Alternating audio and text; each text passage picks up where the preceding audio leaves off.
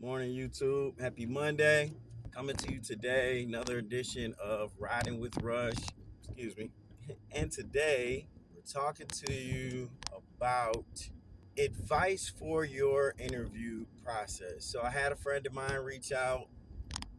He's applying for a head varsity coach and basketball position in his hometown. This individual played some college ball, won a national championship. I believe it was the NCCAA.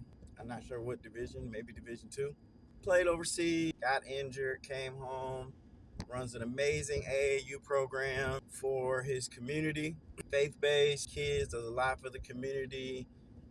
Just the guy has a heart of gold, right? And in his hometown, longtime varsity coach steps down. They're looking for somebody to take over.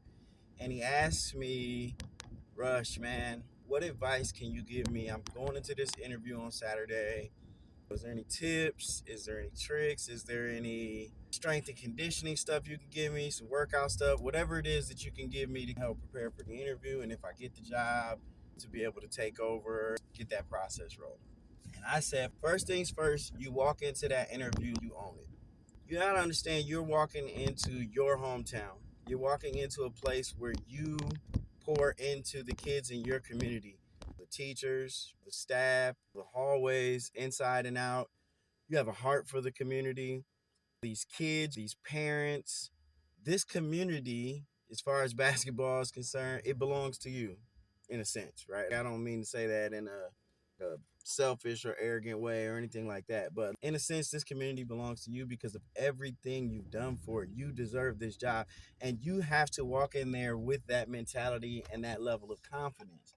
And yes, I say confidence and not arrogance because you can walk in definitely overconfident and eliminate yourself from the process if you do that. So there's a balance that you have to strike. But ultimately, you have to walk in because the work that you've put in, that you want the job and that nobody is going to do that job better than you. And you have to understand what your superpower is. And I believe we talked about this in another interview video with another friend of mine who's struggling with their confidence level and believing in the capabilities that she brought to the table. And it's the same thing here. You have to believe in your superpower.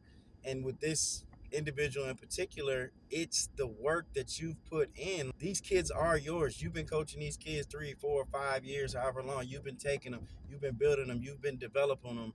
You have that trust with them. And that's what you have to pray on, right? And so the other thing that I told him is the real interview starts when they ask you, do you have any questions for us? That's when the interview starts because then you have the opportunity to really separate yourself from everybody else because when they're interviewing you and they're asking you the standard interview questions that everybody gets asked, everybody is going to put their best foot forward and say the right things and they're going to sound good. That's not what separates an individual in the interview process. What separates the individual in the interview process is how you then begin to lead and you begin to show them that firsthand when they ask you, hey, do you have any questions? So I've always told people if I interview for a job, I'm going to get the job no matter what that job is, no matter whether I'm qualified or if I'm not qualified for this job, I'm going to get the job no matter what that job is, right? Especially basketball coaching jobs because as we go into this portion of the interview, I'm going to commandeer the interview and I'm going to qualify you and make sure you and your system and your program and your administration are the right fit for me and what I bring to the table. So I'm going to ask several questions, and I sent him a list of questions that he could ask, and just general question about whether it's what type of support do I have from the community? What type of support do I have from the administration? If there's issues with the kids, is what's the communication like? If they're getting in trouble or they're not doing what they're supposed to do. And in here, you really get to show that you understand how the process works, how you engage with the process outside of the basketball court, how you engage with the constituent outside of parents and players. You really get to show the administration how you're going to interact and lead them to help you build a successful program. What's my budget going to look like? What's it look like out of season if I want to take the kids to a tournament or a summer league or whatever the case is? You really get to ask those questions. And then, like I said, I gave him a list, but then I also told him tailor the questions to how you would ideally like to build your program. So if you want your program in this facet of this way, tailor some questions to that. And again, that's when the real interview starts, because you get to interview them. I've had interviews last 30 minutes when they're asking me the questions, or 20 minutes, and then I take the interview another hour.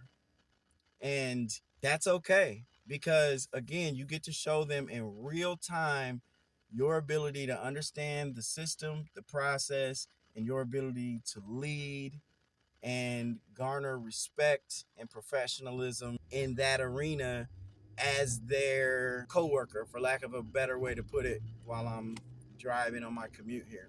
So you really have to have a level of confidence and understanding, because again, everybody is going to answer those questions the right way when they are putting their best foot forward. So the advice that I have for anybody going for that interview is be confident. Don't worry about what you're going to say. Just be real. When they ask you questions, use real examples of things that you've dealt with. If you've never dealt with it in the coaching arena, maybe find out how you've dealt with it in other areas of your life and give that story, and then say how you could translate that skill into the experience. But don't overthink it, because number one, you're never going to be able to guess the questions that they're going to ask you. So don't try to over prepare. Just take it as it comes. Be genuine, be transparent. That level of transparency is also something that I believe is a superpower for people, because a lot of people go in, like I said, and they try to over prepare and they try to overthink, and then if they throw you a curveball and ask you a question that you didn't think about, then you're rattled because you had this script in your mind of how the interview process would go. Don't try to script this interview process. Literally just take it as it comes to you. Ask you a question, and if you don't have an answer right off the bat, you know what, that's a really good question, let me think about that for a second. Think, find a story in the inventory of your mind somewhere, share that story, share your experience of how you handled it, or how you would have handled it better based off of what you learned over the years, whatever that situation is, and just be confident in your experience. If you didn't think that you were qualified to get the job, why did you apply in the first place? Have that confidence, have that level. And then understand that everybody puts their best foot forward. The real interview starts when they ask you, do you have any questions? You take control of that interview and you begin to interview them, right? You get to show your leadership in that facet. Then throw a follow-up email at them. Throw a follow-up text message. Thank you for interviewing me. I look forward to hearing back. Maybe send them a couple of paragraphs, one or two, keep it brief. And then when you close, have a call to action. Whether, excuse me, if during the interview process, one of the questions I always ask is, what's the timeline for you guys to want to make a decision, right? That way you can say, if they say, oh, we're going to make a decision within the next 10 days, that way you can then have your call to action in your follow-up email say, hey, if Tuesday, May 13th works for you. I'm just throwing out a random date. I don't know if that's even a real date. If this date works for you, guys, please call me back, whether you decide to go with me or not. I greatly appreciate it. Then they'll feel somewhat obligated to reach out to you and respond to you, which more than likely they will anyway. They're not going to leave you hanging. But you ensure that you're going to get that back from them. But yeah, I would say have that level of confidence. Other question that came to my mind just a second ago was, man, it just slipped my mind just that quick. You're asking about that timeline. Oh, I know what it was. So one of the things that I always ask is like, what's your ideal candidate for the job? Like, type of qualities or characteristics does this individual possess? Sometimes I'll ask things along the lines of like, what's some things that the last coaching administration did that you weren't fond of, right? Then what you do from that situation is they begin to, and it's not about picking apart the previous coach or trying to him in any kind of facet or perspective of that. What it's about is finding out what they don't like, right? And then you can address that on the spot when they say, oh, we didn't like when he did this or the third. You can then rebut it right there immediately and say, oh, I completely understand why you feel like that. Yeah, if I was in that situation going forward, this is how I would handle it, right? And now you get to immediately garner a little bit more respect and trust in them from that perspective. And then when they say, well, what's your ideal candidate? If they give you three characteristics, obviously, like I said, be transparent.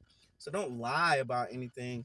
But if two of those characteristics are qualities that you have, okay, because they say A, B, C, you can say, oh, B in this capacity and C in this capacity, on like that, and then ask maybe a follow up behind it or something along those lines.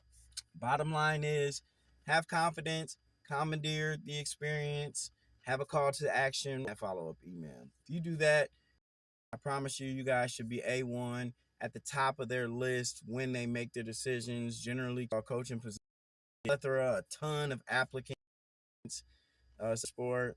Everybody wants the jobs, and unfortunately, there's not enough jobs for everyone. Guaranteeing you that if you do these things, you're going to get a job. But it's definitely going to make you a much more standout candidate in eyes if you do these. So, again, subscribe, comment below, share this thing with an aspiring basketball coach or even a coach that's experienced that's looking to maybe change jobs or get a new job, whatever the situation is. I appreciate you guys, man. Just continue to interact with me, and you guys have a blessed day.